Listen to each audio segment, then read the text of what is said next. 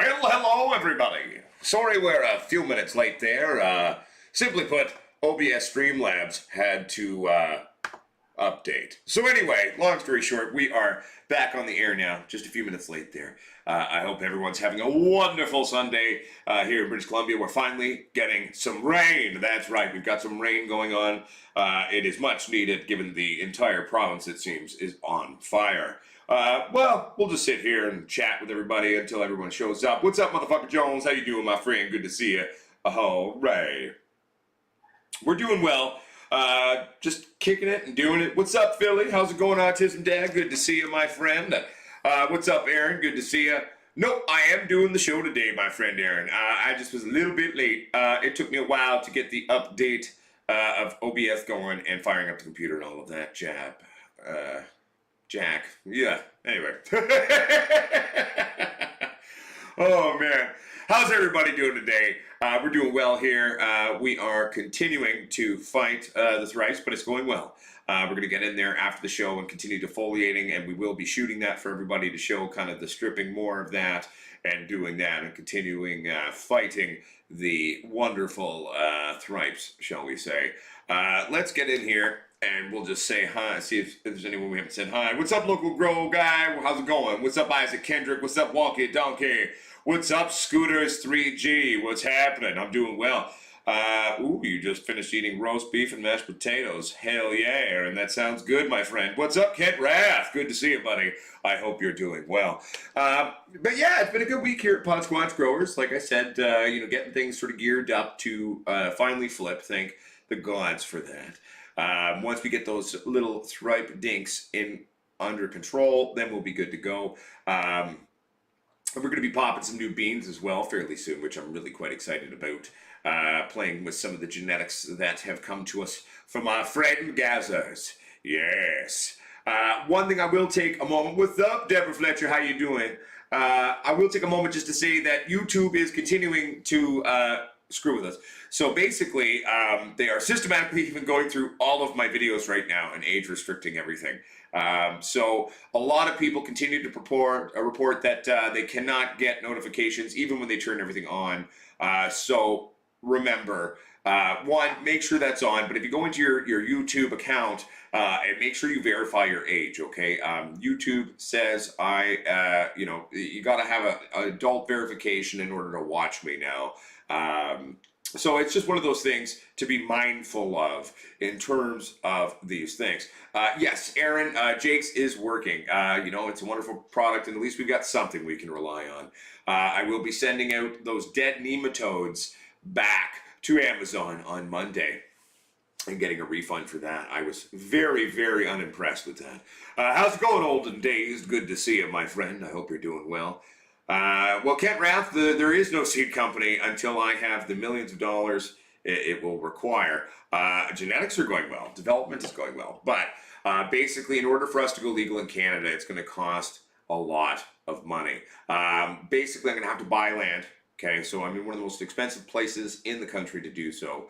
Then we're going to have to build a building. We're going to have the building fully installed, up and ready before we can even begin the application process.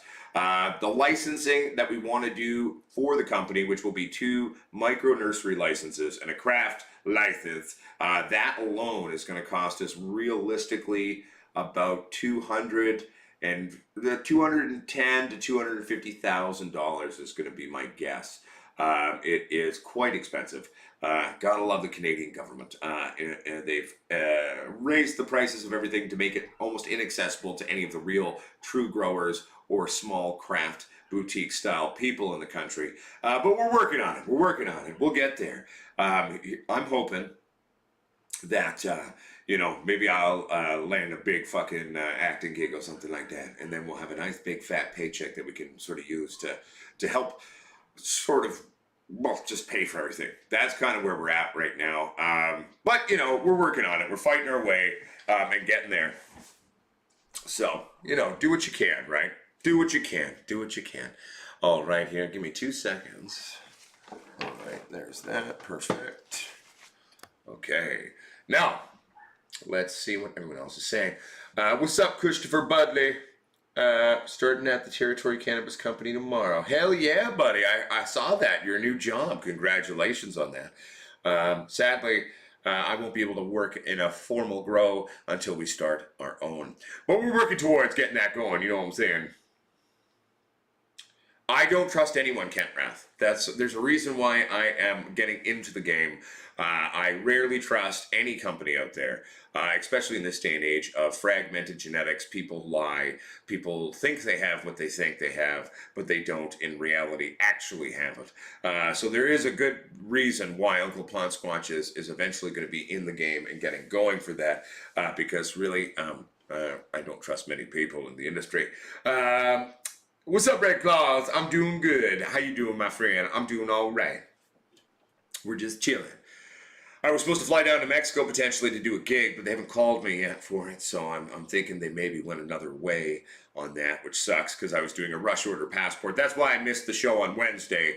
Had to go into Vancouver there to get a 911 rush order passport, just to have them not book me. I gotta love it, right? But hey, I got a passport in 41 hours, so that's pretty good. I was pretty happy with that.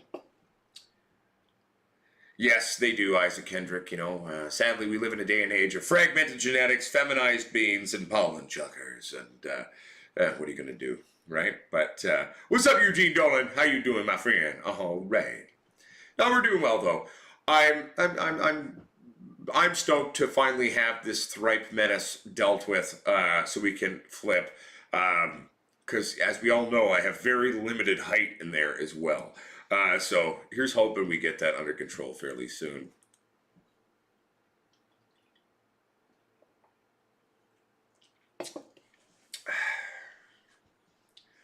Jose Canella, hey Squatch, why can't I get white ash? Well, one, you're probably not flushing properly, and I know you think you might be, but dark ash is basically a couple of things. One, it's a salt buildup in the plant's tissue. Two, ash will burn whiter after it cures, so the residual chlorophyll that's in the plant when you first cut it down, that can lead to darker ash as well. But you know, somehow, some way, you're having a salt buildup in your medical cannabis, your buds. So basically, that's kind of what you need to address there. Remind me again, Jose Canel, how are you growing? What are you doing? What is your format on that one? Isaac Kendrick says, I'm drinking Bud Light Seltzer Lime with you. Hell yeah, there you go, Isaac. Good times. I switched back over to Budweiser now just because, well, it's an extra percent and it's the same price as Bud Light. So, you know, that was one of the things. As much as I like drinking Bud Light, I always felt like I was being gypped slightly. And so that's why we switched back over to Budweiser now. Budweiser, you should sponsor us. Someone's got to give us a break. YouTube doesn't seem to want to do it. Nobody gets our notifications anymore. Everything's being age restricted. They keep hitting us with stuff left, right, and center. It's but hey, you know, we're not going to change. We're going to keep it coming hard the way we do things, and we're not going to change and bow down to corporate pressure. All right. So here, let's scroll down a little bit. There we go. I'm just reading everybody. Bear with me.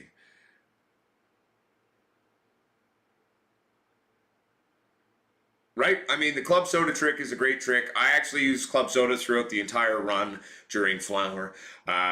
Typically how I've been doing it these days, you know, I've been hitting it sort of like, let's say it's a feed day, so we'll do a heavy feed. And then I'll give the plant like a liter or two of water, or carbonated water there. I'm just going to also quickly text Nicole, because she hasn't been getting our notifications either, and she's even one of our mods. Hey, we are live now. Smiley face. Send. Oh, that's a sad face. There we go. Smiley face. All right. Also, too, I don't know if little Stewie's watching, but if you get a chance to see this, I did get your message earlier about asking for par tests of the new rigs. That will be done. I don't have a par meter, so I won't be doing that. But Brett does have par meters and such. So I've actually sent off a message to Brett asking him to do a par test and videotape it for everybody, and then send me the footage so then we can basically we'll edit it for you and then put it out there so you can sort of see the par testing video on that one. I'm really happy, by the way, Deborah Fletcher, that your plants are going well outside in Ontario. This year I chose all the white plain seeds and I only had 3 males. Nature makes us girls plain. I mean, the one thing I will say about white seeds, Deborah, is those are typically non-matured seeds. So if you ever have any problems getting them to pop, that's the reason. When they are of a whiter color or a beige colored seed, they're not fully matured. There are some strains, or at least one strain for sure out there.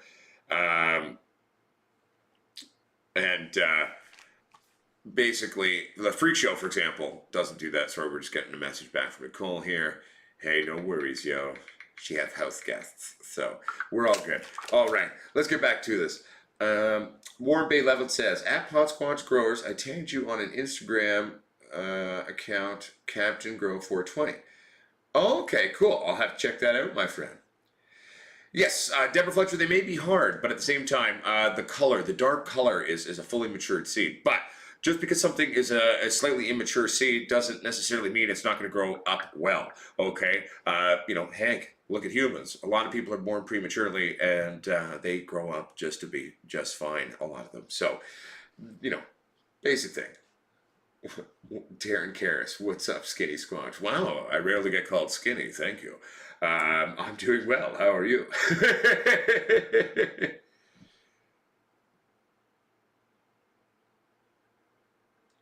KJ38, I have not played with Gazzer's genetics yet, but that will be coming up soon. I've actually got them sitting around here somewhere ready to go. We're going to be doing some soaking, and I think out of what he's done, probably what we're going to hit first is we'll hit the K-Town Kush, because we all know that Uncle Pot Squatch is a very pro-Kush person. We're going to do K-Town Kush. We're going to also do the K-Town by AK-47, and maybe we'll try the K-Town by the Cheese as well. That could be fun. I'm looking forward to that one. Jose Canal says, my comment is up there somewhere. Jose Canal says, Remo Nude, stop feeding it like week 6 or 7, a flush for 2 weeks, then I dry until it's completely dry. The buds have a spring back before being out of the jars. Yes, but Jose Canal, so if you're having problems with your flush, I would suggest to begin testing your runoff's ppm, okay? Make sure you're testing your runoff and checking that ppm. Get a base ppm for the water that you're using, and then compare and contrast that to know how close you're actually getting on your flush. Just because you flush for 2 weeks, if you don't hit it hard enough, okay, you're still not going to be hitting all of those residual salts that may or may not be within the plant's tissues, my friend. So that'll help you out on that one. All right.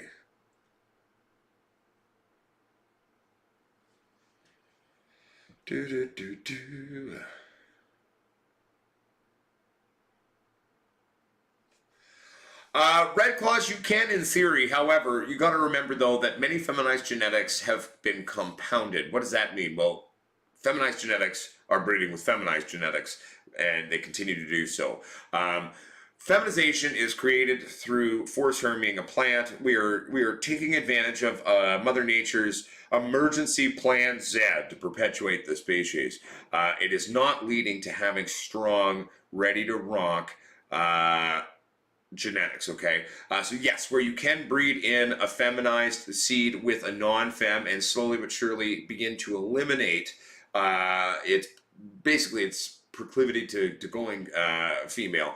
But then again, though, that for me almost in a sense feels like a waste of time. The only time I would really do that typically is if it's a genetic I can only get a feminized version of that I want to work with, and then I'll take my time to kind of work on that. But at the end of the day, typically I try to avoid such things whenever possible.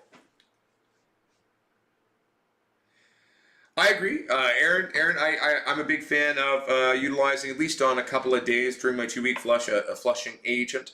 I use Drip Clean, which is actually typically for hydroponic systems, but it can be used as a flushing agent for soil or cocoa medium as well. Just remember, it's quite heavy, so a little bit goes a long way when it comes to flushing with that stuff. Okay, how does a flushing agent work? To put it simply, imagine a water molecule like an L. Okay, when you put normal water through, that single L shape is scrubbing it out, right? Scrubbing out those salts. But when you use a flushing agent, it's like having four L's all connected together. So all these, it's more effective at scrubbing out all those salts out of the plant's tissues and shit. So that's the best way to do it. I don't typically use it on every day of my flush. I will use it once or twice a week, typically during my flush, and kind of do a regular water flush from there on in. Let's see here. Aaron says, I'm a liquid Newts and Promix HP grower for 10 years. Flushing agent is a must-have for myself. I mean, I agree with you, Aaron. I mean, I never used to use flushing agents for 20 years, but in the last couple of years, I've been using them. Not heavily. Some people will go every single time with their flushing agent. I personally, not a big fan of that, but I will utilize it at least on a couple of days during my 2-week flushing period. Motherfucker Jones says, I had my light flip on for 5 minutes. I'm at 2 weeks into flower. It was a one-time F up, and I know I caught it quick. Do you think I'll be all right? Yes, it's only 5 minutes. I mean, obviously, whenever mistakes happen during our flowering period, keeping a close eye on our plants is important, okay? Because you never know, especially in this day and age of fragile genetics. But for 5 minutes, let's be fair, I don't think you're going to have any real issue there on that one. So I wouldn't be panicking too much.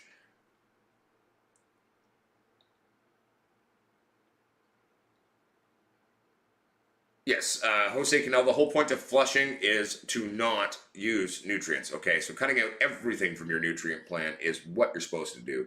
That is the way to go. Roman Reckless says, I used to use that Fox Farm flush agent back in the day. I'm just not a fan of Fox Farm products. The drip clean that we use, here, I'll go grab the bottle. I'll grab a bottle of it, and I'll show it to you. I swear by this product. It's a little expensive, but it works extremely well. Where is it? Here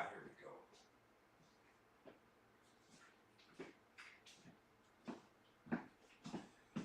I'm almost back, don't worry. I'll show you the flushing agent of choice of Uncle Potsquatch here. So this is drip clean here. Whoop. There we go. Drip clean from House and Garden Van de Swan. This stuff, like I said, it's a little expensive, okay? It is typically meant for a hydroponic system to clean out excess salts in your gear, but it works just fine for also utilizing in soil and cocoa, as I've said, so.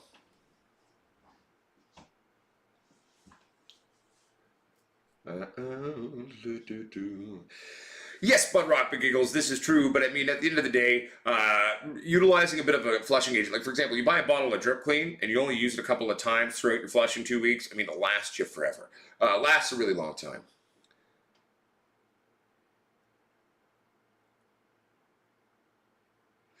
Flawless Finish is a great one. I use Drip Clean, but I have a lot of friends who use Flawless Finish and are quite happy with their results with that one.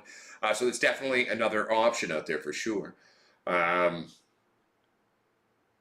Warren Bay Leveled. Potsquatch, what do you think about the nutrients General Hydroponics now called Terra Aquatic? I don't utilize anything from General Hydroponics given the ownership of who owns them, okay? They are associated with Miracle Grow and Monsanto and all that now. I used to use General Hydroponics back in the day. I was a hardcore fan of their original 3-part system back in the hood days. It is a little heavy on the salt for sure, so you definitely have to flush it pretty well. But at the end of the day, given the ownership of that and them getting bought out, I can't spend my good hard-earned money to someone who's trying to control and manipulate the pot industry the way the Dinkelnuts, who owns all of that, is. I am unfamiliar with the product SLF100, Jose. I apologize. All right. I mean, Aaron, I always do well. I usually go, my basic goal is to do 2 a light at bare minimum.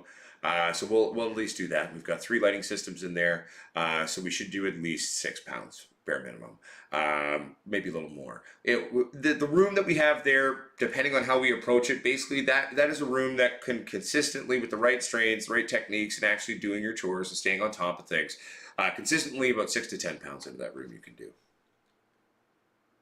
I hope that helps. Bud Rock McGiggles. If it's a 5-gallon, use 15 gallons of water twice in the last 2 weeks, but hell, I do shit wrong all the time. I mean, Bud Rock, that's definitely one way to approach it. I mean, I flush every day. I'm an everyday flusher. At the end of the day, it takes time to remove all those salts, okay? And especially if you're just doing a water flush, you need to hit it every day.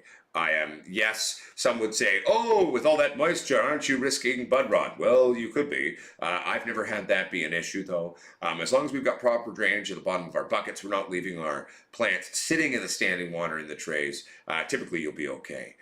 So I flush every day. What's up, Dawson Dave? YZFR6? How you doing, my friend? Good to see you.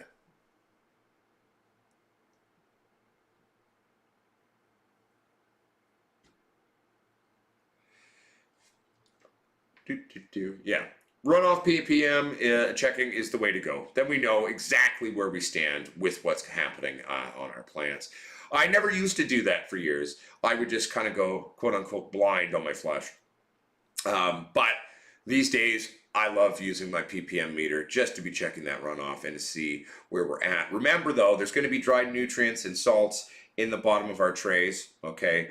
So making sure we kind of keep our trays a little bit clean, as it were, is going to help you get more accurate ppm readings when we're doing that flushing period. All right, all right.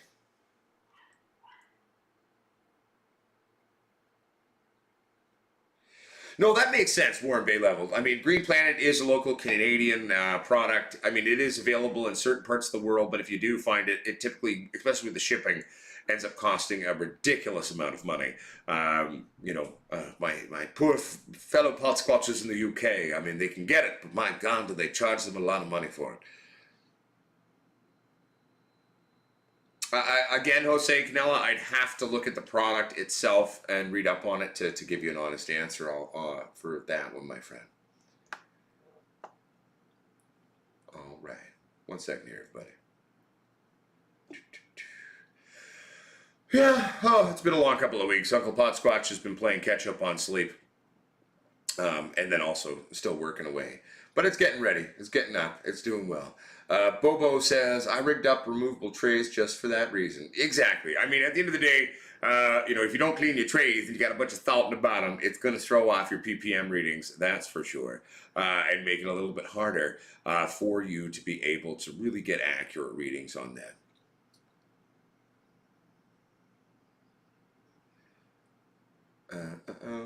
Nice.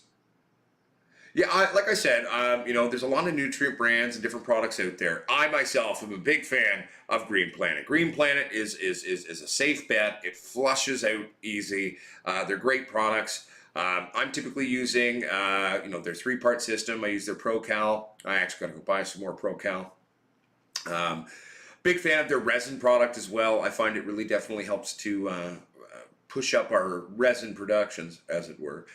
Plus making it stinkier and sexier.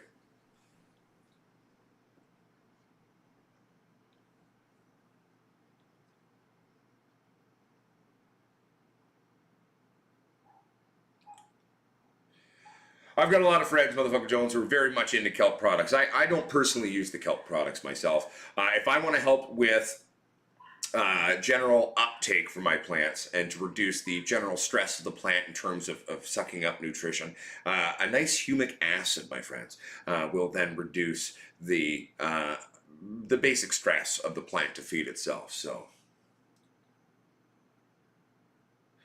Yeah, it sucks, Jose. I mean, it was, last week was intense. Back-to-back night shoots. Slept 3 hours, then on a train to Vancouver to get the 911 passport issued, and then back here, and then not a lot of sleep, and then back to the pub. It was a busy week, but I'm feeling good. Just a little tired. Do I know what is inside the bottle of resin? Not 100% off the top of my head, to be fair, but we could grab the bottle and see what it says. Give me a minute and we'll go grab that for you.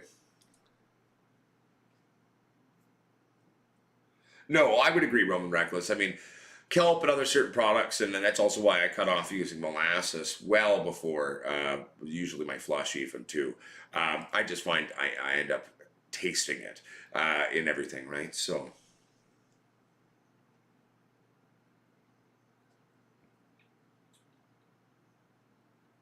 Yes, so Mark Thomas, we are on Instagram. We are Pot Squatch Growers on Instagram. Oh my God, imagine that. But yes, we are Pot Squatch Growers on Instagram. We are on there. I'm not the greatest at noticing everything on Instagram, but I am trying to do better at that. I am also on Facebook, so we can always do that occasionally as well. I do my darndest to fit everybody in when I can, in trying to do a quick video chat or taking a look at stuff or answering when we see pictures, etc., etc. Working on it slowly but surely, if you know what I'm saying. Oh, thank you for the support, Eugene Dolan. I appreciate it, my friend. All right. Preferred humidity weeks 8 to 10 of flower. The Sir Chugs a lot. I love it. Good name. I typically run a straight through, right? Like, I don't augment humidity at any point. My happy place, veg, early flower, mid flower, late flower, is always going to be sitting at around an average relative humidity of 55. That's my happy place. Vegging, flowering, drying, 55 relative humidity is a very safe place to be. What have I been smoking on this week? I've been smoking actually a lot of some hash that I made out of the last run. I made a shitload of hash, so I've had that on hand. A little bit of pine tar kush and a little pink kush is basically what's been in my quote-unquote pipe. I smoked a little Rockstar too. Yeah, just rotating through different cushy things. Pepsi Sally. What's a good seed bank or website do I recommend buying seeds from? Again, I don't really trust breeders out there. I don't trust seed banks. There's a reason why we're starting our own branch of the company to be producing genetics. So I personally don't really have anywhere that I would point you in a direction. I don't trust most breeders. I don't trust most seed banks. But and I know that's not very helpful. When we're in business, we'll be trustworthy and we'll be good to go. But again, we're working towards that one. So I do apologize, Pepsi, on that one, but we're working on it. We're working on it and trying to get our way there. Mark Thomas says, awesome, bro, cool. What's my opinion on advanced nutrients? Advanced nutrients is probably one of the main go-tos in the industry. I think they're a little pricey, to be honest with you. I prefer Green Planet, but let's be fair. Advanced nutrients, if I didn't use Green Planet, I would probably go with Advanced. It is probably the most commonly used nutrient system here in British Columbia. I prefer my Green Planet stuff, but like I said, if it didn't exist, I would be using advanced nutrients. So that at least can say something to you.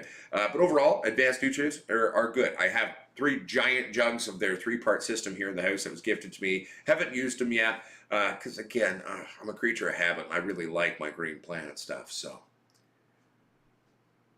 Deborah Fletcher says, I have Fletch Vegas with Mac tonight. What's that mean? Bud Rock McGiggle, Squatch, do you consider the 2 weeks transition into flowers part of, say, an 8-week flowering strains? 100%. The second you flip to 12-12, that's when you start counting your flowering window, everybody. Anyone who tells you different is wrong. And in terms of indoor growing, when we flip, the second we flip, your count, your clock, your flowering period is started. That whole transitional thing, that's a common misconception. Anyone who goes by that route is just frankly wrong, and you're going to end up overrunning your plants. Now again, flowering windows or suggested flowering windows from breeders on seeds, on stuff. Again, this is purely a suggestion. It's a rough idea. We need to be checking our trikes basically starting at week 6. You need to be checking your trikes regularly to really nail in that perfect window for you of when you choose that you like to harvest, okay? That is the only true way to go. And, well, see, that's the thing. Warren Bay level, the 2 weeks of pre-flower, like, my plants have buds by week 1 often. So again, don't call the first 2 weeks a pre-flowering week. It's not. It's the start of the flowering window. On saddy things that are going to run a little bit longer, they may take a little bit longer to come into maturation in terms of seeing the first signs of buds. But again, the first 2 weeks is very much part of the flowering window. It is when your clocks counts. Anyone who tells you different is just wrong. And that's how we do it. Tony Clifton says, my outdoor lemon haze has stretched and I seen a hair day one of flower today. Hey, yeah, Tony Clifton, looking good. I'm excited for you. Is it smelling lemony yet? All right.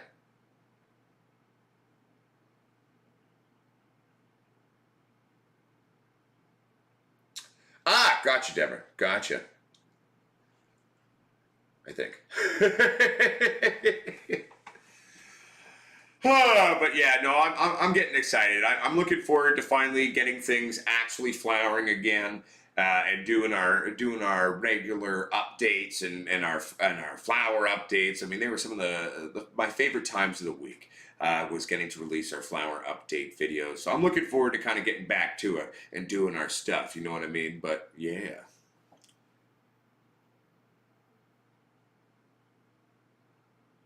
That is true. Something else. We have been growing legal weed in Canada for a very long time. I myself have been legal for a very long time. We've had a medical licensing system in Canada for well over 20 years. Originally the ACMPR system. Now it's the MMARP. But yeah, we've been growing legal weed for a long time, and we've been growing illegal weed even longer. There's a reason why British Columbia growers are known around the world. We're fairly decent at what we do. Hey, what's up, Conchidani, old mama? How you doing? Good to see you. Hey, much love and respect and one love to you as well, Red Claws. Have a beautiful day, and I hope you're having a good time on the east coast of Canada.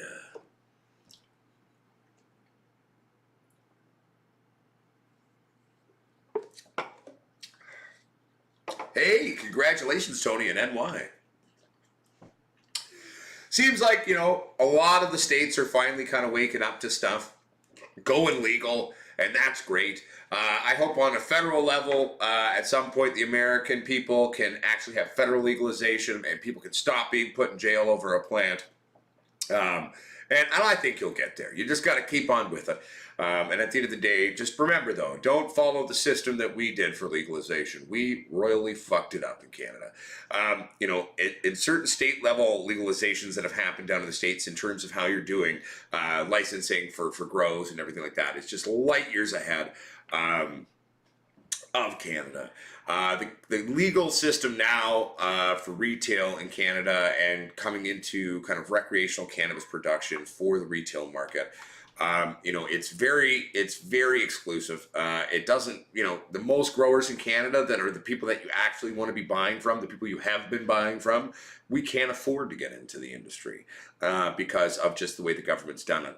It's legal for them and the rich. Not for us, sadly. But again, I'm saving my pennies. I'm working hard trying to get there.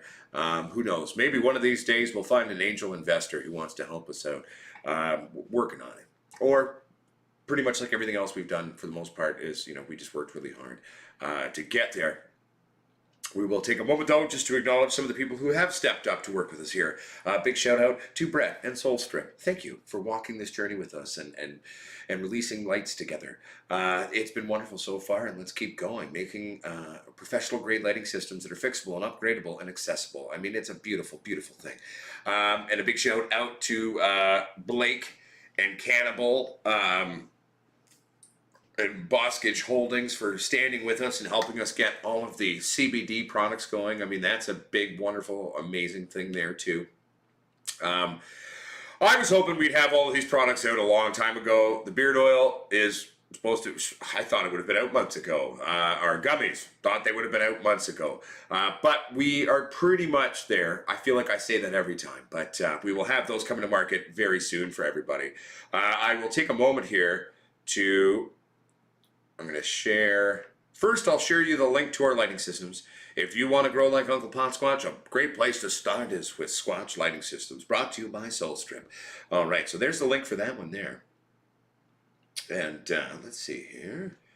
Do we have any of the other links here that we need? Bear with me, everybody. I'm just looking through my thing here. Oh, if you'd like to make a donation or a tip to the show to help us keep the lights on, it would be much appreciated if you would like to do so. We will never turn that away. And that's the link for that one there. And again, not required. All of our content will always remain free. All the knowledge is remaining free. Information is meant to be free. 1 second here. I'm just typing in where you can find our CBD products as well.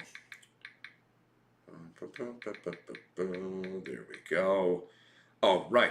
And I'm hoping to get around to this week to actually try to rebuild our swag store. So you'll be able to buy all your hats, t-shirts, grinders, and papers, and all of that jazz.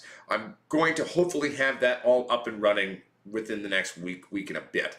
Basically, I got to rebuild the website, start a new Shopify. Basically, it will be androgynous when you go to our store because that's one of the things we've been running into. We're going to buy a new domain. I mean, I still own the potsquatchgrowers.com domain. I will keep that domain because I don't want anyone else to have it.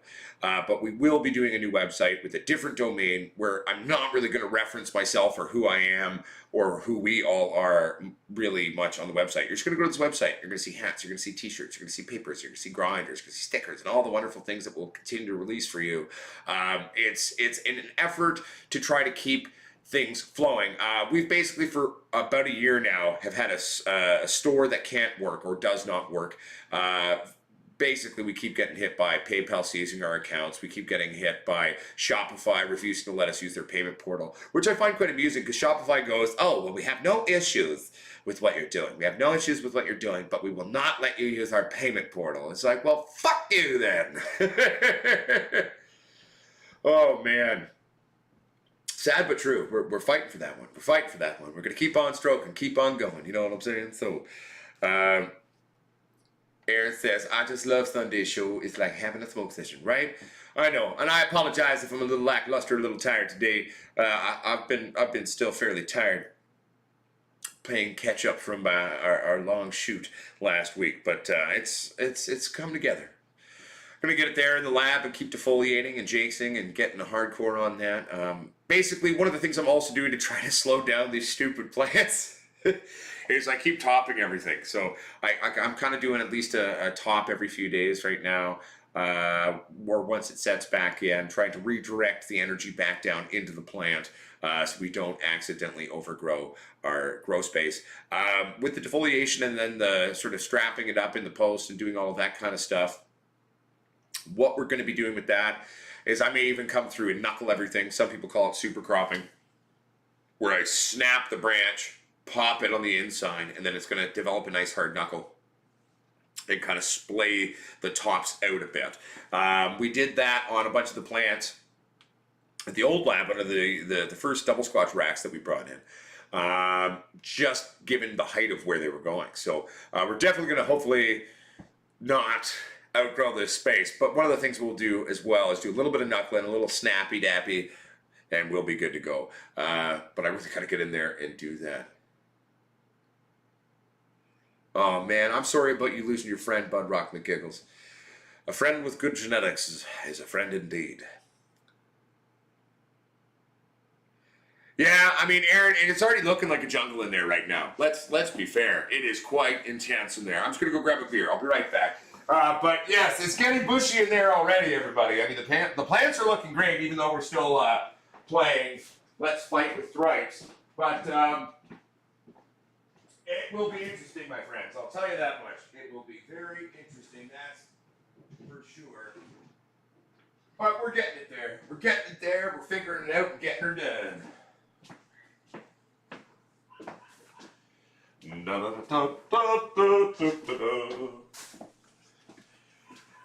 I'm hoping that we can get these sort of thrips under control fairly soon. The main real thing is I really got to get in there and get that defoliation done.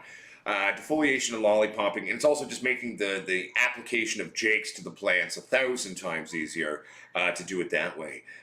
So working on it though.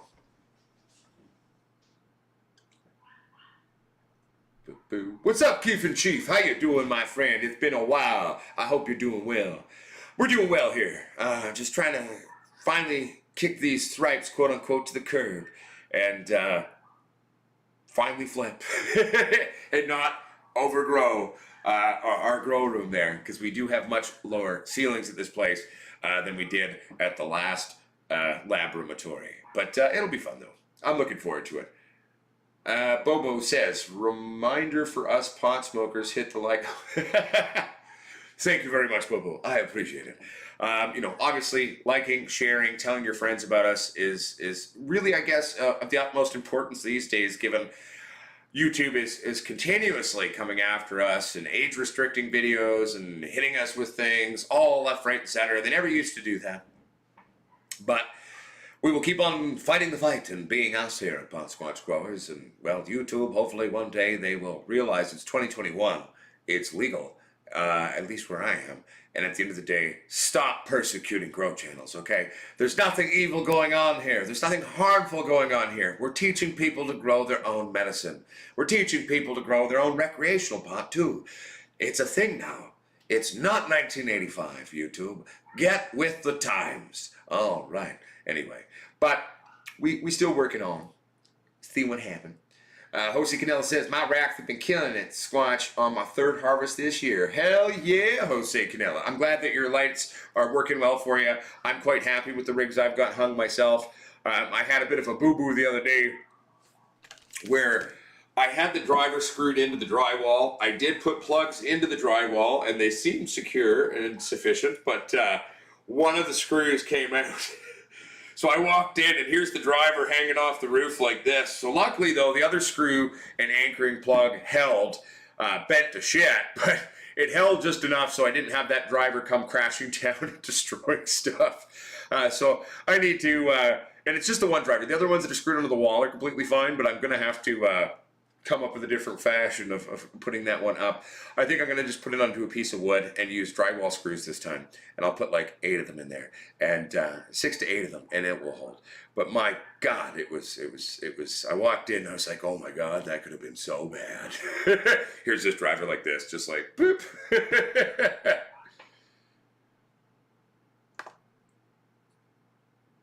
No, Panda Cat PK, YouTube has a long-running history of hating on our channel, which I find frustrating because there's other YouTube channels that are fully monetized that deal with the same content matter. Maybe I say the word fuck a few more times, but let's be fair. I never claimed to be PG-13. I have always been an adult channel, a channel for adults. Just because we're adult content doesn't mean we're doing anything harmful. It doesn't mean we don't have a right to be here.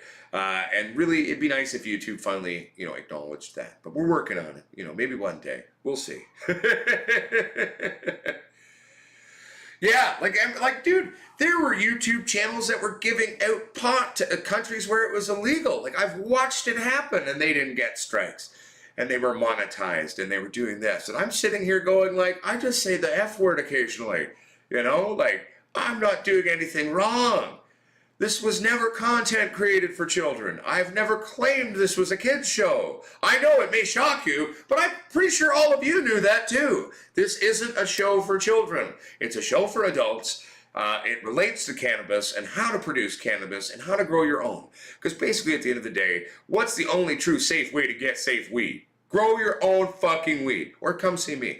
And that's where, when we get into the craft game and get all of our licensing finally done and can afford to do so, I'm really looking forward to bringing things that I produce to the actual retail market and sharing it with all of you. I'm very, very much excited for that. So, angel investors, if any of you are watching out there, give me a call. We can chat. But, yeah, we'll see what it is. I feel like I'm missing people's messages.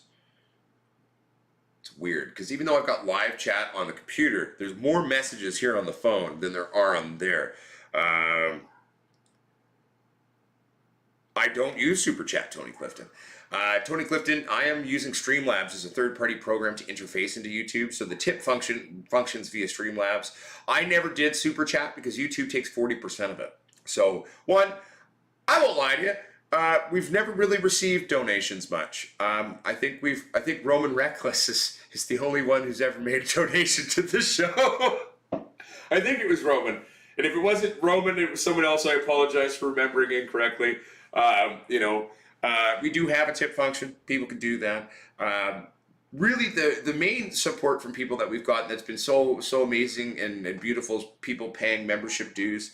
You know, I struggled with that when we first did it because I didn't want to make content that not everyone like. I didn't want to like say like, oh, if you pay money or have money, you get extra content, and that didn't seem fair or right to anybody. Um, but a lot of people were asking like, hey, we would like to support you, we'd like to do something, and we opened up the membership stuff. So I think we've got right now, out of all of you, I don't fully know. Maybe like 30 though, like roughly 30 paying member people, just to help us keep the lights on here. I mean, we used to make a few bucks in terms of ad revenue, but they keep age restricting everything and taking away our ability to do so. And we're 98% of our content's limited monetization anyway. What does that mean? Well, they say that most advertisers don't they're not going to let most advertisers advertise via our stuff. And then we supposedly get a cut for people who pay premium dues, but I don't know. I don't think that many people pay premium dues. So it's been, there was a point in time where we made a month from the channel, maybe like $270 via YouTube. And then for a long time, it's been 100, 120. Right now, we're sitting at about 70 or $80, and that number month to month keeps getting lower because they keep hitting us with shit. It sucks. I mean, really, because based off of our general views, or at least what the views we used to get, we should be making a little bit more, which would help me pay the power bill and keep things coming. But I mean, at the end of the day, it is what it is. I mean, I started this channel as a passion piece. And I didn't really start it really with the intention to even make it a career or make money with it. And it has become that. We're a global thing now. We're a company now. We're a lighting brand. We're a CBD brand. We're soon to be genetics brand and craft cannabis brand. And for years now, I've had this premise for a television show to make out of all of this. So maybe one day we'll even get a chance to do that for all of you. I'm looking forward to that. But it is what it is. Keep on stroking and keep on fighting. I mean, at the end of the day, I've spent my whole career fighting for the rights of pot people. So fighting for our rights in terms of being pot people on the internet, it's kind of poetic. I mean, it's an extension of the origin story of our industry anyway. So, I mean, at least we got that going for us, baby. You know what I'm saying? All right. What am I missing here? I got to start reading these ones because I feel like I'm like moving a bunch of stuff. Your manuses keep killing themselves. That sucks. Susan is a hypocrite when it comes to censorship. Patrick Deering, is Susan like a Karen thing? I don't quite get the reference, but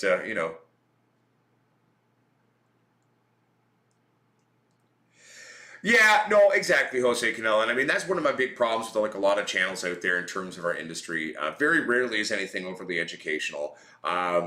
Most of them are corporate sellouts. It's not that I'm against having sponsorships. It's not that I'm against being sponsored by someone. I think most tech companies are afraid of me because if I don't like their product, I'll tell everyone. If I think they're full of shit or shady, I'll tell everyone. That's kind of always been my premise. So, I mean, I think a lot of companies are afraid of us in that regard.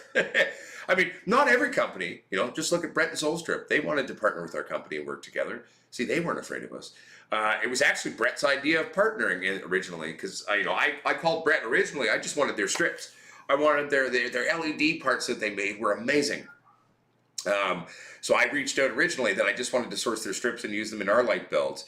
And then Brett was like, well, we've got these prefab rigs. We haven't really made tons of them, right? But we could start there and then we could redevelop new things together. Like, would you want to do that? I was like, you know what? Hell, that'd be great. Because I'm not against partnerships. I'm not against sponsorships, but it's got to be with the right people. And I'm a very stubborn prick when it comes to business. I am here to empower people. I'm here to serve you. I am what I call a socialist capitalist. I'm not against making profit, but just sole profiteering is not my main end goal. I'm not against about making some honest bucks, but I want to help people. We want to empower people. We want to make things accessible to people. We want people to be able to take care of themselves. We want people to be able to do what they can do. And that's good business, right? That's the way any company should be run. Value your customers. They are people. Value your employees. They are people. And at the end of the day, profit is not your main goal. Because when you do things properly, when you take care of your consumers, when you take care of your employees, profit is a wonderful side effect. It happens. You don't need to worry about it because it's there. If you look at a lot of other lighting brands, like their purchasing power is so much larger than ours when it comes to buying parts. Yet somehow we're still more affordable than they are. I tell you what that means, children. It's called greed. Anyway. Yeah, it is what it is. All right. Aaron, it is. YouTube is screwing me. I used to get anywhere from 100 to 160 people back when I had 10,000 subs. YouTube, yes, it is true. I am literally being screwed by YouTube right now. Nobody ever knows about our videos, right? Like the video I released the other day, we're at war, this, that. Like there was a point in time where I had 1,000 to 2,000 views in less than 24 hours, and I was a smaller YouTube channel then. Yes, it is true. YouTube is basically fucking me hard. Come on, YouTube. We can work together and make a lot of money. It'll be all right. Stop being dicks. But it is what it is. I know you did, Roman Reckless, and I really appreciate you trusting our brand and the fact that you keep buying them because you know they work.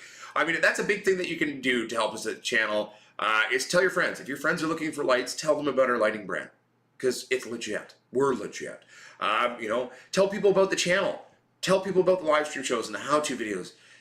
YouTube's trying to control our growth rates and slow us down and fuck us so, I don't know. It's almost like they kind of hope we quit. I don't know. It's kind of how it feels to me sometimes. But if you want to help us stick it to the man, because we ain't going anywhere, we're never going to give up. That's one thing you can definitely do to help us there. I've been global the whole time, Tony, which is the weird thing, or at least for years now. And in 2 days, it's our 5-year anniversary, by the way. 2 days, and it's our 5-year anniversary on YouTube. And we're getting fucked harder now than we did before. Like, what the fuck? Yes, so Bobo, when we do part testing, we do the part testing on a core coverage of a 4x4 for that double system. Putting a full double into a 4x4 will crank. You do get more than just 4 feet by 4 feet coverage with that. The core coverage, though, where we do part testing, we do that in a 4x4. But if you throw a double squatch into a 4x4, my God, you are kicking it. You're killing it. You've got more power than you need. You'll be good to go. 1 second here. Oh, Susan is the head of YouTube. Oh, okay. Good to know. Susan, stop being mean to me! All right, just keep on. Yeah. 1 second here, everybody. I'm just trying to read here now.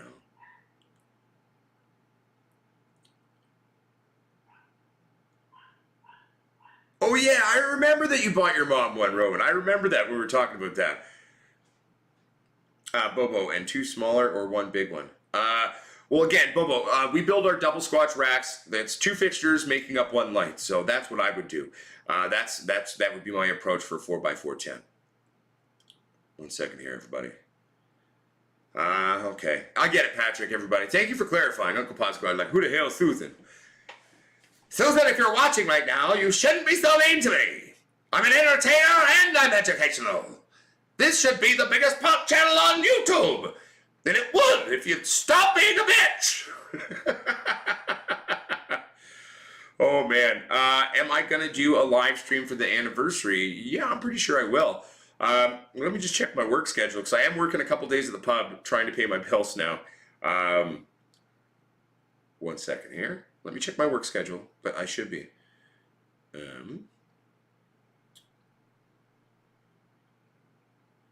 Awesome. I do not work on the 10th. So yes, we will do a live stream for our 5-year anniversary on YouTube.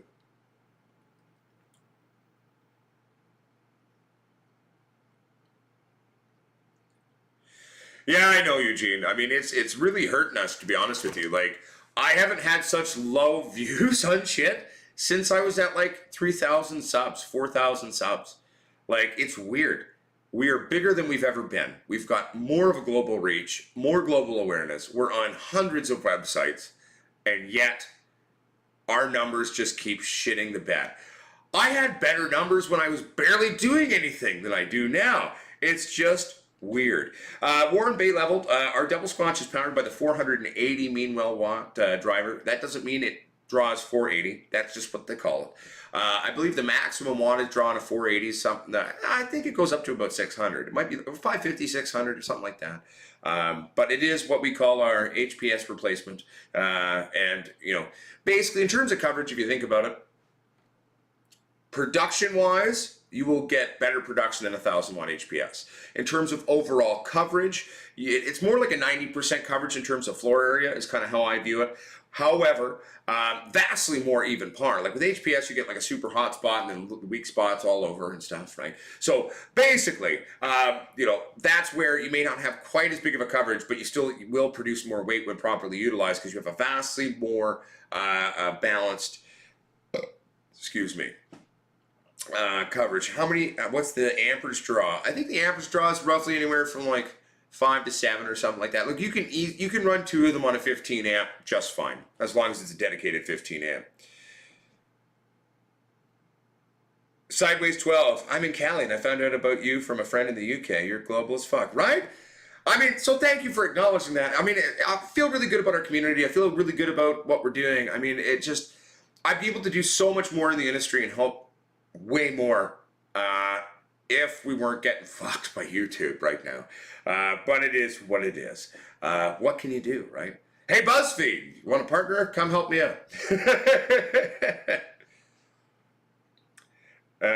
Deborah Fletcher says, Budweiser's cousin, really, me too. Best cold one. We have to be related. We could be, Deborah. You never know. You never know. The one thing I will say is the name Fletcher, though, comes from a family line. My mother was adopted, so technically I'm not of Fletcher blood. I have the Fletcher name, but I'm not of Fletcher blood. But, you know, never know, though. Hey, man, you know, we still have those types of videos being done right now. You know, I'm just slowly getting back into the game and getting our plants going again, right? So there haven't been tons of them, but we will have all of that going. You know, I'm trying to elevate our production value and work hard, but it's almost like we did better when I didn't give a shit and I just grabbed a phone and just shot shit and just didn't even care. We almost did better. Oh, man.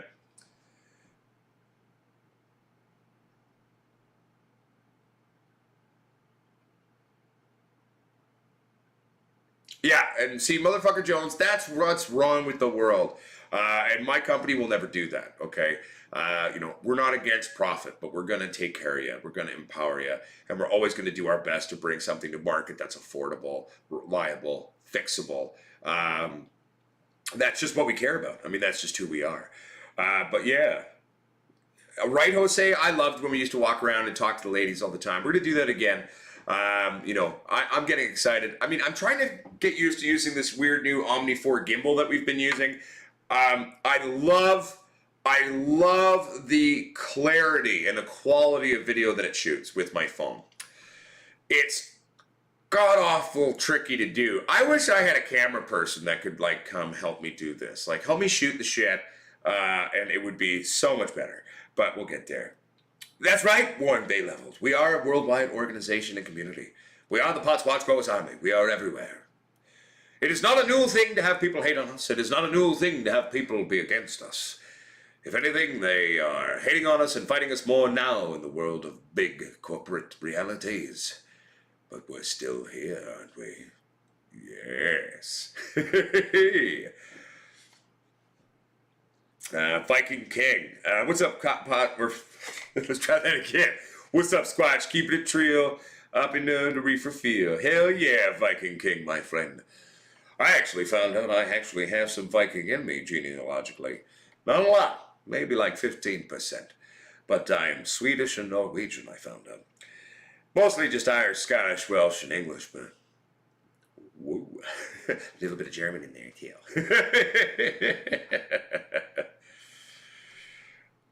Right? Okay, everybody, perfect.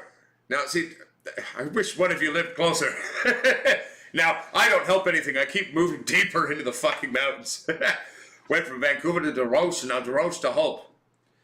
It's funny when we moved to DeRose. I mean, people were like, "Where the hell's that?" And then when we moved to home, my dad was like, "Man, I've only ever driven through home. I maybe stopped to get a coffee and take a piss, and that's it." I was like, "Yeah, right. You know, tiny little community." Oh, what's up, self-made buds? I'm doing well. I'm doing okay. We're surviving. We're still chugging along here at Posquash Growers. But it was funny, like often too, over the years of being a bartender and a server and stuff at different places, a lot of patrons will be like, "Are you an actor?" I'm just looking at them. No. And I just walk away all dramatically. And then I'll like stop halfway and I'm like, "No, actually I am." Excuse me.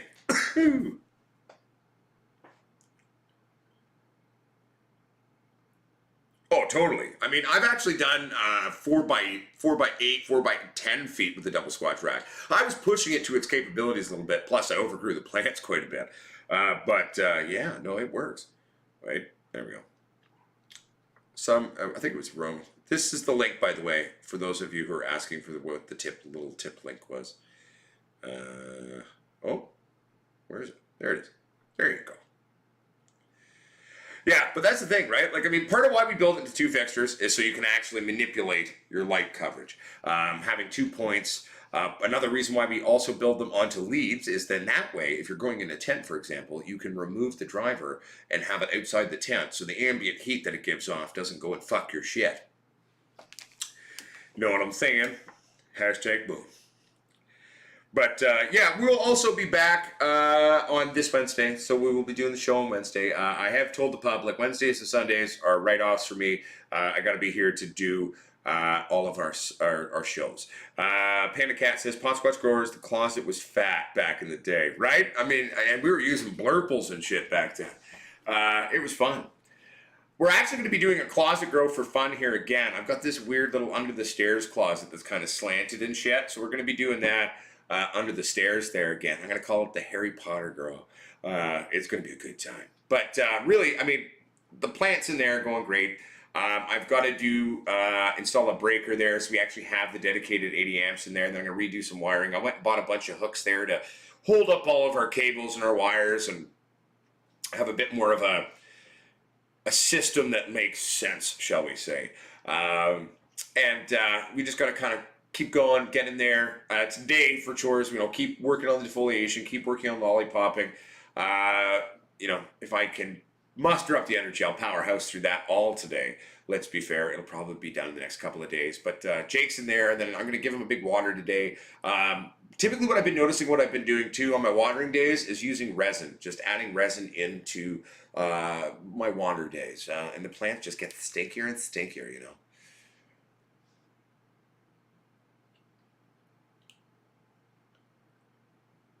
Right? I agree, motherfucker Jones. I mean, growing your own is a very therapeutic process. It is a wonderful, fun process, and it keeps it real and it keeps it sexy.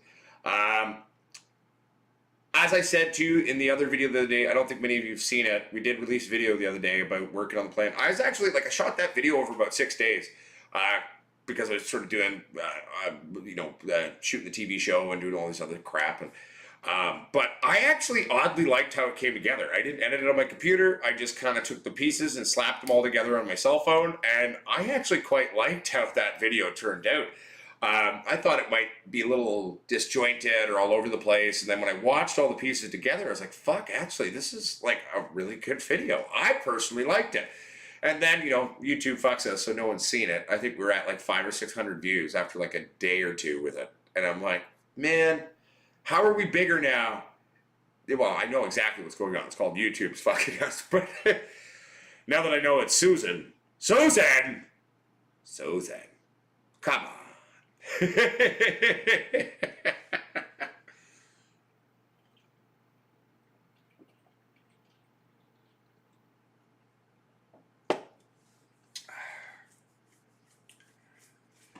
Good times.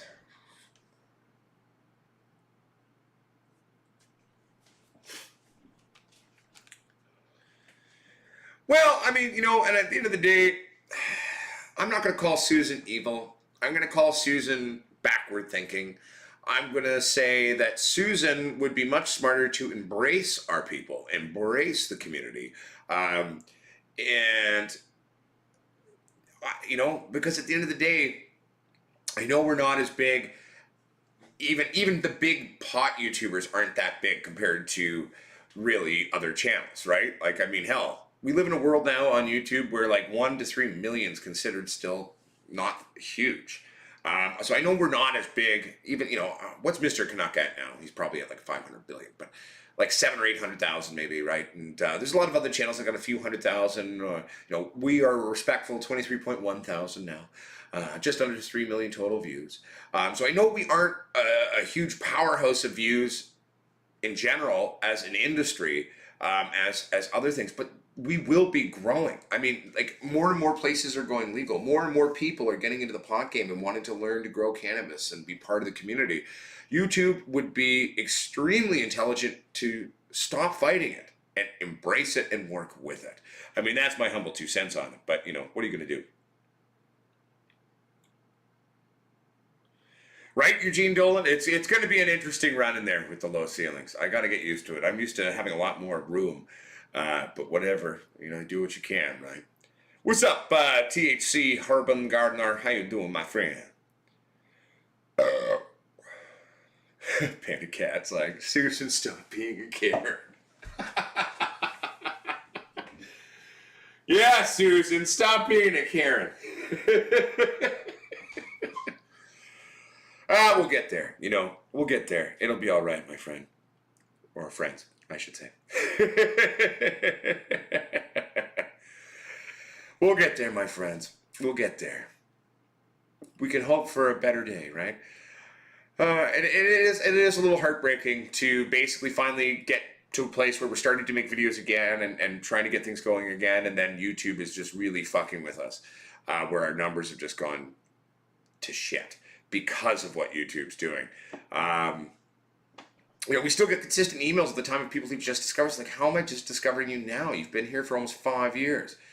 How am I just finding out about you now? How are you only the size that you are? It's YouTube. But it's all good. Hey, thank you very much, Roman Reckless. I really appreciate that, my friend. I really do. I'm supposed to have a notification thing here. Let's see here. Alert box. 1 second here.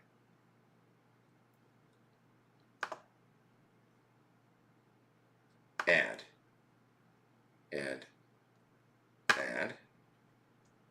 Okay.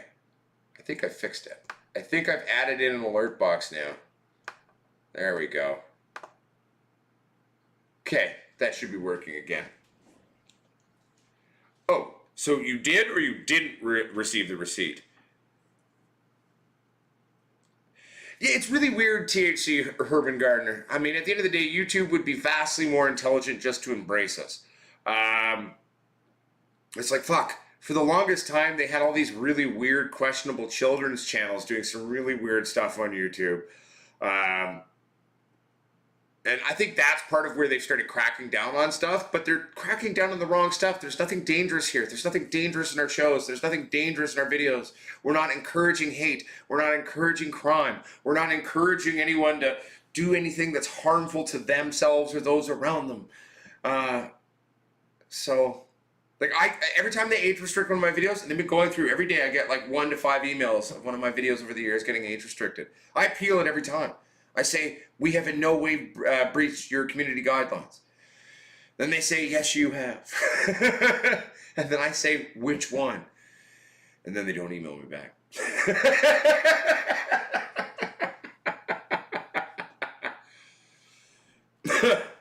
Bloody hell. Yeah, and I mean, at the end of the day, Bud Rock the Giggles, like, I mean, I didn't show plants for a long time because I didn't have any to show. But, we're not going to let YouTube push us around. We're going to keep doing us. And at the end of the day, hopefully it'll all become better. But, yeah.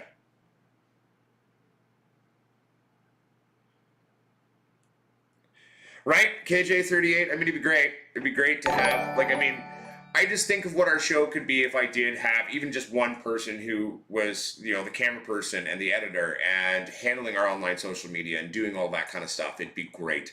You know, most YouTubers, they have that, or they're really good with computers. But we'll get there one day, you know. I buy the occasional lottery ticket. Maybe we'll get lucky.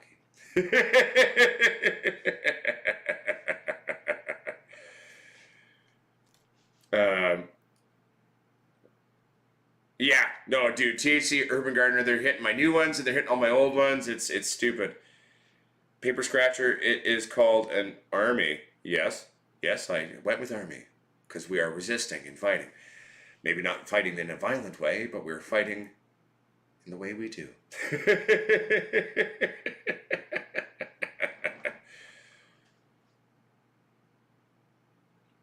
No, something else. That's a fun topic. You know, we've literally the entire time we've been on YouTube almost. We get 1 to 5 dislikes on anything and everything we do.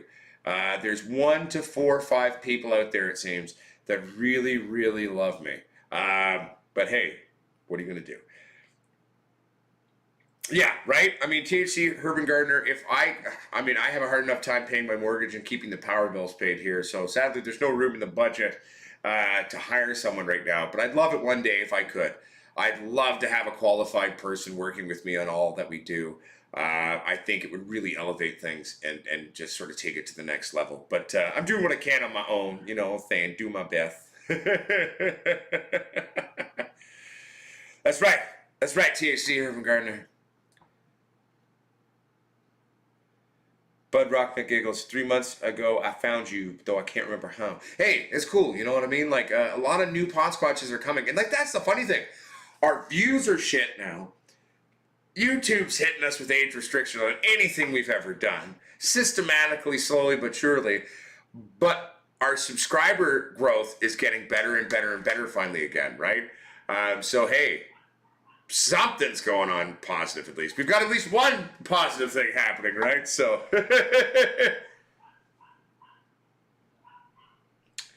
well, you know, not everyone can love us, THC.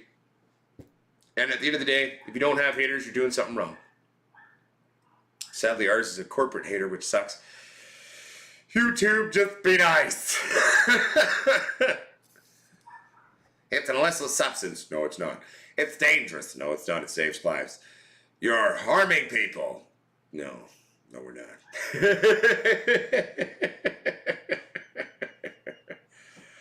What are you going to do? Gotta have fun somehow, right? So, but, ladies, gentlemen, Z's and days, I'll tell you, these plants are looking really good in the flowering room. They're really kind of coming into their own, and I think it's going to be a good run. We'll see if anyone even sees it. You never know what YouTube's going to do, you know? But the more they hate, the more tenacity they get me to keep going. At the end of the day, we're so global now, known by so many people now, they'll never be able to get rid of us. And the fact is, they're just alienating people all over the world by hating on us. Because people want to watch. People want to be here. They want to be part of it, right? So let them, YouTube. Just goddamn let them. William Pritchard says, I got my light and quit watching. It's all good. It's all good. I mean, I hope you're happy with your life. It's no offense, my friend William. Hopefully you come back and join us sometime. We are back, my friend. So, what's up, Cam D? What's happening, baby? Bob McCoy, I have done rosin pressing videos, but I don't do them on YouTube anymore because I get hit with instant strikes over that kind of shit. So I am certain types of content I'm just not going to release on YouTube because, well, as we all know, YouTube is loving me more and more by the day. But maybe we'll do some on Instagram. I know I've done a little bit on Instagram, but maybe we'll do some more on the Instagram there. But yes, I do make a lot of rosin. I got my own rosin press there. It's an H-frame 10-ton press with plates from cannaplates.ca on there. It's a good time.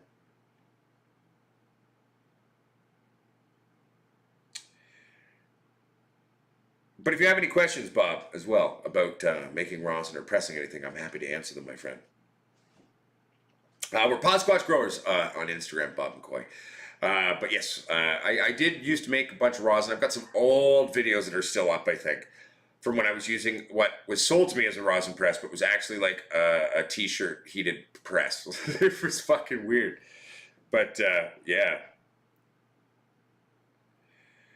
Cannabis? No, I haven't done that. What have I done? I've done. What was the other one they had for a while? I hated it though. It was a shitty platform. Weed Tube. There's a Weed Tube for a while. I technically have an account on there, but it just they didn't let you. I was a frustrating platform, and there wasn't really enough people on it. And I think YouTube just needs to back off and let us just do our shit, right? So, yes, I've made a lot of bubble hash over the years, Jose Canoa. I've made a lot of different types of hash, bubble hash being one of them.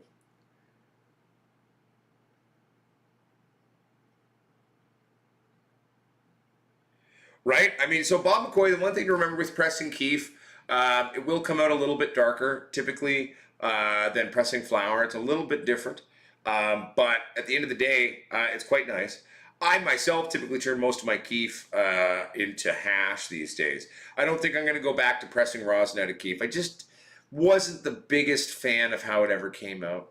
I much prefer like a proper flower rosin made out of like premium top flowers is got to be one of the most divine, tasty rosins ever. So these days, typically when I make keef or this or that, I usually press it into a hash brick, and that's my happy place. But I'm a big fan of hash, right? Like, I mean, I've been loving hash ever since I was a kid. So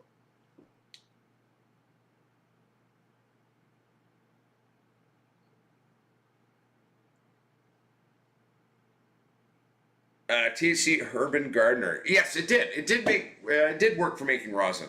I will admit that using a proper press is vastly superior and definitely a more enjoyable experience, better results, better returns, better yields. But using a t-shirt press definitely did work. It was kind of, in a sense, a glorified, upgraded version of the old hair straightener approach from back in the day. But it worked, though. Like, it worked.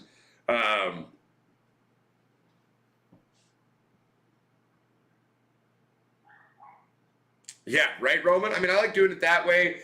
I really want to buy myself a nice hash press. Canaplate does make them, and they've got a really sweet, gorgeous one. I can put it in the oven and bake it like a proper old school hash brick. But it's about $700, and like I said, we're having a hard enough time keeping the bills paid here, so I can't go buy new toys quite yet. Maybe soon. Bob McCoy says, okay, I'm making chocolates and others also just started or starting doing it and got people who want it. I got an awesome heat press for my bud buddy. Hell yeah. Nice one, Bob McCoy. I love pressing rosin too. It's a lot of fun. It's just magical seeing all the natural oils and wonderful joys just sort of squish out of that bud. I mean, it's very fun. THC Urban Gardener, do I have a press preference? Yes, make your own. Don't go spending a shitload of money on overpriced rosin presses. Fuck that. Go to, like, if you're in Canada, go to Canadian Tar. You can get an H-frame 10-ton manual hand crank press with a gauge for like $269 normal price retail. On sale, I got mine for $209. Then order yourself some plates and controller. That's all you need. And then just strap them onto that. I built my rosin press for a little under $1,000. And at the end of the day, it works just as well, if not better, than any rosin press I've ever seen out there. And it's just the way to be. I mean, don't go spending money on something that you really don't need to. Just buy a basic H-frame 10-ton bearing press or shop press with a gauge. And just put some plates and controller on it. That's the way to be. That's how to do it. So yeah, that's my preference on presses. Don't go spending money that you don't need to. Certain things you can do yourself or do smarter and cheaper and get the same, if not better, results than some of the overpriced stuff. I guarantee a lot of the rosin press companies out there hearing me say this will be like, "Fuck you! Shut up! No, don't tell them." Sorry. I'm not going to lie to people. It's called the truth. It's also what I did. Do I decarb my keef? It depends on what I'm using it for. I mean, at the end of the day, typically I bake my hash bricks. So if I'm making my keef into hash, I'll make the hash first, and then part of my process is I typically bake them. So that will have a natural decarbing process in and of itself. I also will often let my keef age before I make it into a hash brick. So decarbing happens naturally over time as well. So yeah.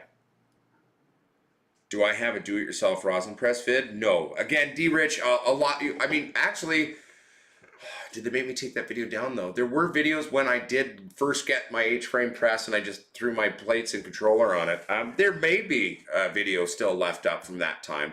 It would have been a couple of years ago, 2 or 3 years ago now. There were videos of me playing with that thing on YouTube originally. I just, I may have had to take that one down. I can't even remember now.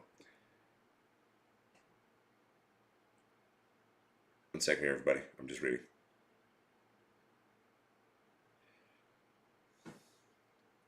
Yeah, YouTube doesn't like me in general, it seems. But anytime I did rosin stuff, they'd get really, really, really mad at me about it. So that's why I don't make hash videos anymore. I don't make rosin videos anymore. As much as I'd love to, because I love making rosin, I love making hash. It's an art form. It's an artisanship. It's something I genuinely enjoy doing. YouTube fucking gets beyond pissed at me when I do that though, so I've just kind of avoided that. When I do, James Nichols says, what temperature do you bake your keef blocks? So when I'm baking my hash brick that I've made out of keef, I typically will go at around, Fahrenheit wise, anywhere from like 180 to 220. And then I'll often wrap it too. Once I get that beautiful hash press there, when I can afford to get one, I mean, I'll be baking that at about the same, and then I kind of do a long bake. I'll usually throw it in for an hour, pull it out and check it, put it back in, pull it out and check it, pull it back in, and you know, I'm always on a mission to try to recreate older school hash bricks like from my childhood. I've gotten fairly close. I haven't gotten 100% there, except for once. I did technically make a beautiful black, squishy, pliable hash once. And it was by sheer accident. It was completely unintentional. But it came out gorgeous. But it was a complete accident when that one happened. Yeah, right? Yeah, exactly, Roman. So I do my best to avoid that. These days. They're already screwing with me more than enough, so I don't need to give them more reasons to fuck me. What's up, Gazzos? How you doing, mate? Good to see ya.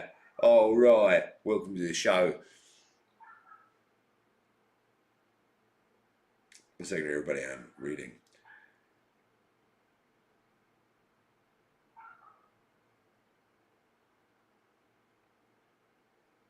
Could you add the time and date of the next video in the title of the last video? I mean, in theory, but that's assuming I always know when the next one's coming out. So for the shows, it's always on Wednesdays and Sundays at 3. Occasionally, I do miss a show. Like, for example, last Wednesday, I missed the show, but I was in Vancouver trying to do a rush order passport because, well, they still may call me to fly to Mexico for the shoot. But I'm not holding my breath, sadly. I was really excited. I thought I was going to get that one. It would have been cool. I could have used the paycheck. But I guess they went another route, sadly.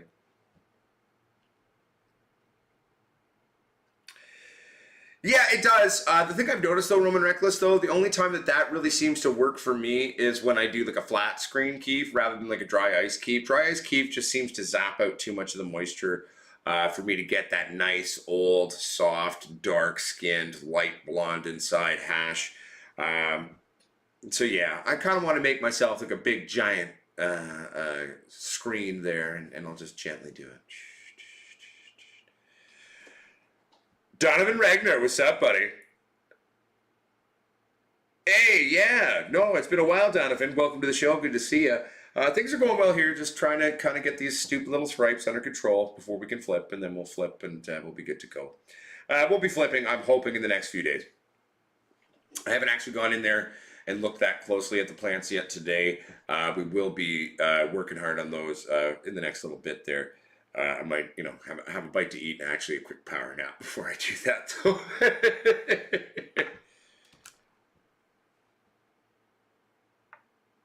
okay, yeah. Yeah, no, that's the thing. I mean, and that's where I think I might just go back to flat screening.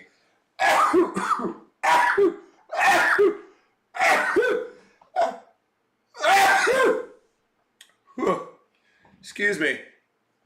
Woo! Oh man, that was intense. Right? Yeah, it's right. Or here, I should point at the camera. It's right here. God, you're down to your mama.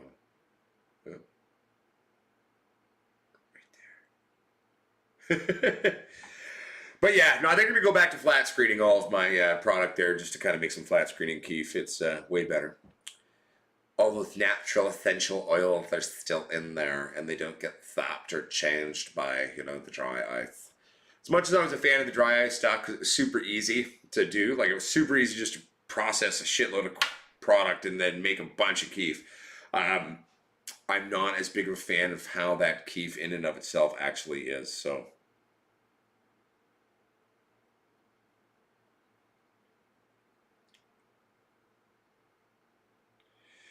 Yes, God, you know your mama. When I do sneeze, I sneeze a lot and powerfully. I've been known to knock myself even off my own feet. What's up, Chef Black 420? What's up, LST UK Big Bud? How you doing, my friend? Mr. Johnny Doomsday 3. Fun name, I like it. Any recommendations on brands of worm castings online? Keep up the great work. Oh, thank you very much. I don't know. I don't really have a preferred worm casting brand myself. But this is something where we can open it up to the audience at home. Anyone at home, do you have a preferred brand of worm castings that you like to use? If so, please share now. What's up, LST UK Big Bud? How you doing, my friend? Good to see you. But yeah. Oh, yes. I got lots of chores to do later. I gotta transplant some of these other little Hindu Kush clones that I've had out here in the little set here. We're gonna set a tent up and get them going because I want to get some Hindu Kush clones because I myself am just such a big fan and lover of Hindu Kush in general, right? So I can't get enough. Mark Thomas says, "Hey brother, any reason why my hairs are turning slightly brown on week 4 on all straight? It's not major, it's just not plush with hairs." Well, again, remember, genetically every plant's a little different. So basically, when you see your pistils starting to, quote unquote, shrivel, dry out, go dark, and pull themselves into your bud, every plant has a different fertility window, okay? Some plants will stay fertile for an extremely long time. Some plants will even still have the white hairs even when you're ready to harvest them. And some will, by week 3, 4, 5, begin to tighten up and pull into the bud. So it's different with strain to strain and phenotype to phenotype. And basically what that's indicating to you, though, is there's a very set, limited fertility window for that plant to be knocked up, quote unquote, or if you don't, then it goes straight up to sensibila.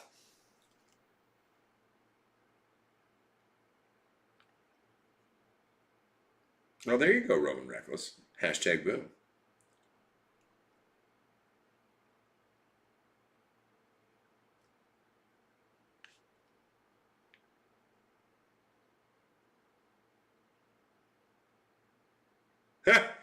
Hey, Donnie Dunlow.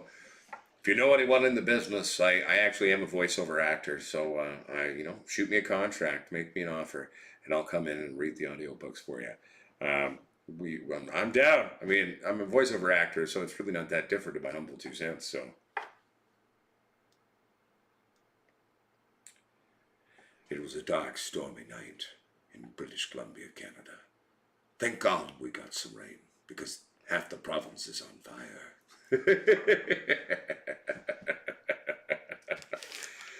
Good times. Good times.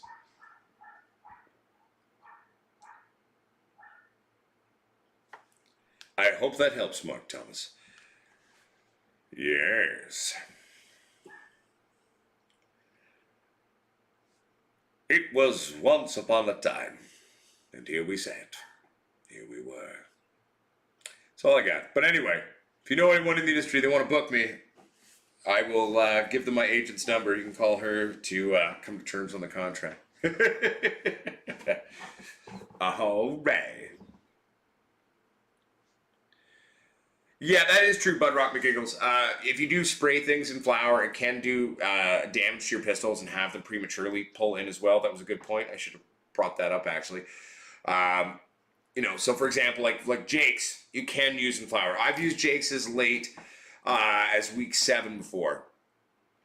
But it does, especially on the heavier doses, on the heavier dosage, it will definitely... you'll have some pistol damage or premature drying out of your pistols and pulling into the bud. Really, at the end of the day, if you got to use Jake's and flower, you're using it for a reason. So, I mean, it's better than not. So, good times. Well, my friends, Uncle Potsquatch loves you. It's been a great show. I'm sorry if I've been a little lackluster, a little tired of the show. But hey, we still did the show at least. And rock and roll. I'm going to go have a power nap and a snack now. And then I'm going to get to work on defoliating plants and spraying plants and tying up plants and getting things ready so we can flip it and start showing you wonderful flowering videos soon. Yeah, I also got to get a tent set up, do some transplants down here, etc., etc., etc. But get ready for a good time. We'll also be doing an extra live stream show this week. What did I say it was? What day? Here's the calendar. The 10th is a Tuesday. So I guess we'll do a Tuesday and a Wednesday show this week. Because Tuesday, August 10th, will be our 5 years on YouTube anniversary. We will have been gracing all you people with our stupidity for 5 years on August the 10th. And there we go. Thank you very much for the donation, by the way, Roman Reckless. I really do appreciate it. It does help us keep the lights on here at Potsquatch Growers. Hey, what's up, Visible Farms? How you doing, Pilgor? Good to see you. Everybody, it's been a great show. I'm going to go take care of some business, but we'll see you on Tuesday and Wednesday, okay? Okay. And I'll try to make another little chores video just showing kind of what we're doing in there a little bit more. Maybe we can release that Monday. We'll release that one on Monday, then you'll get a show on Tuesday and a show on Wednesday. All right, all right. Both shows will be at 3 p.m. British Columbia time. If you're in America, that's the same time zone as California. All right, everybody, keep it real, keep it sexy, and remember, the true grower is the forever student. The true grower makes educated decisions. Stupid decisions. Let's try that again. Remember, everyone, the true grower is a forever student. The true grower makes educated, stupid decisions. The true grower is not afraid to take risks. If we don't take risks, if we don't experiment, we never learn. We learn more from our failures than we do from our successes. Don't be afraid to screw up. Mistakes happen. Never beat yourself up. Learn what you can from it and move on. You think I've never made a mistake? I'm a self-taught grower. I've made many. Anyway, everybody, I love you. Keep it real. Keep it sexy. Keep it squatch. We will see you next time. All right.